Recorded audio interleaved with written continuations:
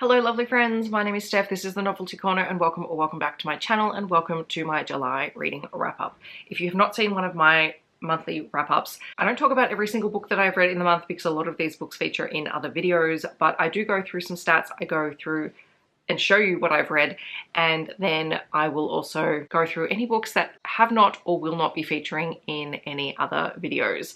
So to that end, in July it was the Australian Readathon, which I was one of the co-hosts, and my goal was to read mostly Australian authors as much as I could throughout the month, which I did. I read a total of 63 books, 11,189 pages. I had 4 rereads. Most of those were kids fiction, I want to say, and I also DNF'd 9 books throughout the month, which you'll hear about when I do my second half of the year DNFs at the end of the year. So I do like to have little fancy graphics because going through all 63 books would just be ridiculous in a single video. But these are all the books that I read this month. You can pause if you want to have a look and peruse the list. These are all the books that fit the Australian Readathon prompt challenges throughout the month, or were just written by Australian authors. These are all the books that feature in other videos. So far that includes things like the Buzzwordathon reading challenge, the try chapter video I did that featured Aussie authors, the reading A to Z part 3 reading challenge that I'm doing, and the kids review titles. So all of those books have featured somewhere in there. These are the books that are going to feature in my last 5 audiobook reviews. These are the books that are going to feature in my last 5 Australian First Nation author review video. These books will feature in my last 5 novellas read, and these books will feature in my last 5 romance novels read. There was a lot of things read that are going to be wrapped up or have been wrapped up in other ways. And then finally, these are the books that I haven't talked about anywhere on this channel. Now the exception being here, I don't generally talk about the picture books I read here unless they're picture books for review, in which case they go into the kids review video. That's just for consistency's sake and because I repeat myself a lot as it is. So jumping into the 3 books that I'll be talking about in this video, the first one is Wild Hopes by Evie Mitchell, which is a small town rock star romance. It's built into a Wild Brothers series, which is a multi-author interconnected sort of standalone series. You can read the books in any order. I think I've read maybe one other book in this series, but I specifically wanted to read Evie's story. 1, because she's an Australian author. 2, I just adore her books and I know exactly what I'm going to get from them. Plus, she's just an awesome all-around human being and I adore just sharing her books with the world. And this is just a really fun story. So you have a secret steamy romance author and a rock star who is returning home after a period of being away. It's also a brother's best friend romance as well, which is fun. Evie writes a lot of insta love, like that's just a trope that she writes, and from anyone else I don't trust it quite as much, but I just adore the way that she puts her stories together and just has fun with them. So I had a blast with this one and I'm so glad that I read it at the very start of the month. Sometimes you just need to kickstart the month with something that you know will be a win. In fact, I advise that that's the best way to start any reading month, especially if you are having a not so great reading month the month prior. Then I read Because of Her by Devon May, again Australian author. This is a contemporary romance and it's a friends to lovers second chance kind of story, this time featuring a single dad. So Cassidy is our female protagonist. She lives in an apartment. She's just kind of trying to live her life, and then her teenage crush literally moves in across the hall from her, and his name is Callum, and he has just gotten out of a marriage. He has an adorable daughter. The blurb says that it's a bitter custody battle. I don't think it's quite bitter so much as the two of them just don't know how to communicate.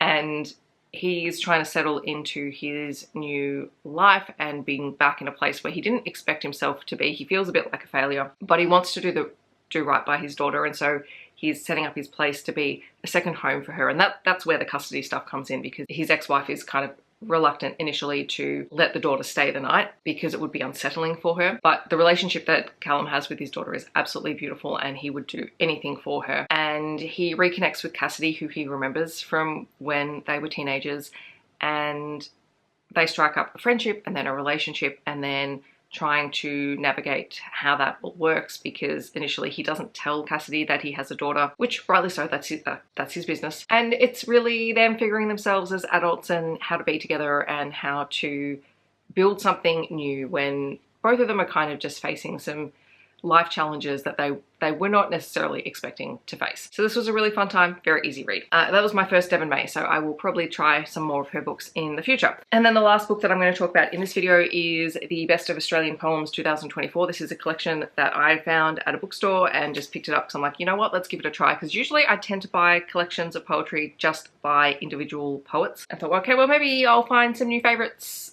in this, and I did not. So I struggled this one. I think one of the benefits that I have when I read a particular poet's work is that that particular poet has a style. Even if they change styles through the collection, like there's usually a flow. This to me just didn't flow, and I struggled with a lot of it. There were some that were okay. I mean, there was some blackout poetry in here. There was some like really interesting poetry forms and whatnot, but I struggled. I struggled with this one, I will admit that. And objectively, it's not bad, but it's just maybe not necessarily my kind of poetry. That kind of leaves me thinking, okay, what kind of poetry do I like? And obviously over the last couple of years, I've probably spoiled myself a lot by reading a lot of poets who are First Nations or queer, or who have an identity or cultural background or something where there is a really strong message through their collection. And I think that's probably where I need to sit and keep my poetry collections. I mean, it will probably not stop me from trying more, but I think before buying the next Best of Australian Poems, I'll probably read a few of them in the bookstore before I buy the book. As I said, objectively, not bad, just didn't really work out for me in the end. And then really quickly, we'll run through the bingo board from Hell, which is the creation of Win from Literary Diversions, and this is my version of the board. This is the update for July. Now, I am filming this a couple of days into August, and so there is a slight tweak of things, but I'm not going to change the stats from the end of July because that's what this video is wrapping up. So I have now read 82% of my pre-2025 physical TBR, which is excellent. I only have 9 books left to read from that TBR. Hallelujah, looking forward to it. I have read 54 out of the 75 audiobooks I'd like to read this year. Again, that's still seems very manageable for me. I've completed 9 of the 12 try chapter videos that I would like to film this year, and I have the next one planned and ready to go. I'm just waiting for probably won't be next weekend, might be the weekend after, where I can film it. I finished 3 more of the 15 series I wanted to complete or catch up on this year. So that included finally caught up on the Firebird Chronicles because I read the 5th book.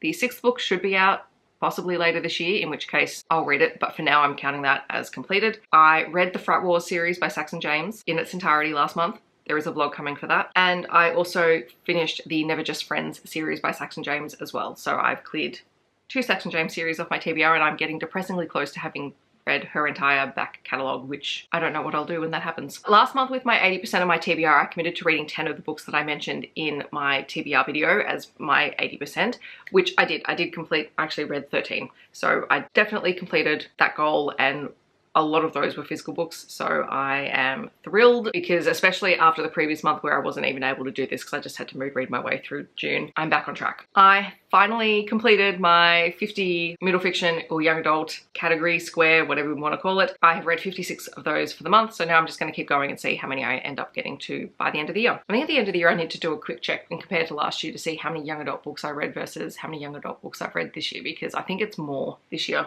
which is weird for me. I have read 78% of my 2025 physical TBR, so that isn't, I'm over my 75%. As long as I keep it over that 75% now for the rest of the year, I'm going to be very, very pleased with myself. I read 2 more non-fiction books, taking my total to 15, so I've only got 5 to go. And there's been no change on the 52 book club challenge front because I haven't picked anything up for it yet. I'm hoping to get to at least 1 more of those books this month. And I am also making progress in the summer bucket list. Oh no, the summer, I forget what they call it.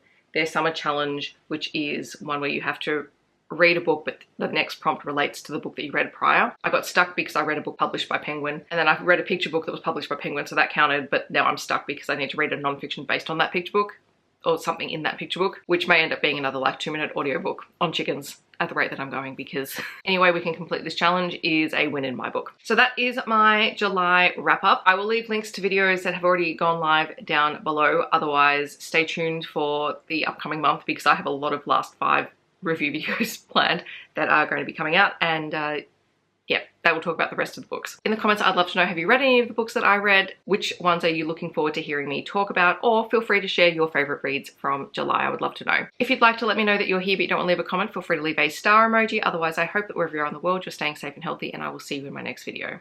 Thanks so much for watching. Bye, everyone.